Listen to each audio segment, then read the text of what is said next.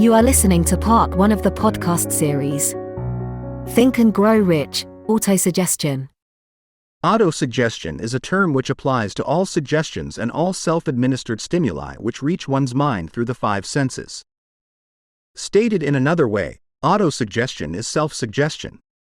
It is the agency of communication between that part of the mind where conscious thought takes place and that which serves as the seat of action for the subconscious mind. Through the dominating thoughts which one permits to remain in the conscious mind, whether these thoughts be negative or positive, is immaterial. The principle of autosuggestion voluntarily reaches the subconscious mind and influences it with these thoughts. No thought, whether it be negative or positive, can enter the subconscious mind without the aid of the principle of autosuggestion, with the exception of thoughts picked up from the ether. Stated differently, all sense impressions which are perceived through the 5 senses are stopped by the conscious thinking mind, and may be either passed on to the subconscious mind or rejected at will. The conscious faculty serves, therefore, as an outer guard to the approach of the subconscious. Nature has so built man that he has absolute control over the material which reaches his subconscious mind through his 5 senses, although this is not meant to be construed as a statement that man always exercises this control. In the great majority of instances, he does not exercise it, which explains why so many people go through life in poverty. Recall what has been said about the subconscious mind resembling a fertile garden spot, in which weeds will grow in abundance, if the seeds of more desirable crops are not sown therein.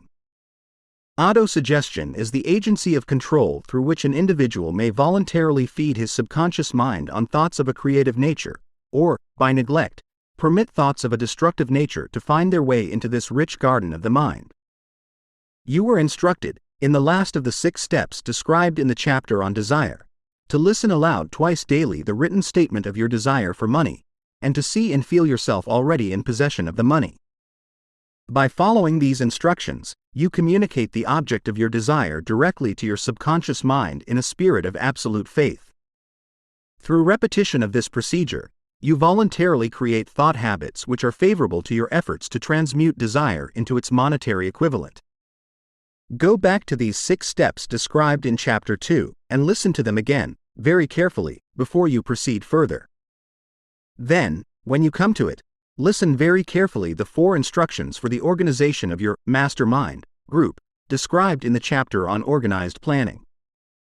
By comparing these 2 sets of instructions with that which has been stated on autosuggestion, you, of course, will see that the instructions involve the application of the principle of autosuggestion.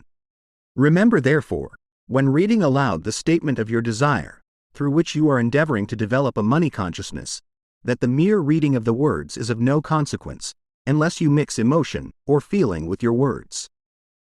If you repeat 1,000,000 times the famous Emile Coué formula, day by day, in every way, I am getting better and better, without mixing emotion and faith with your words, you will experience no desirable results.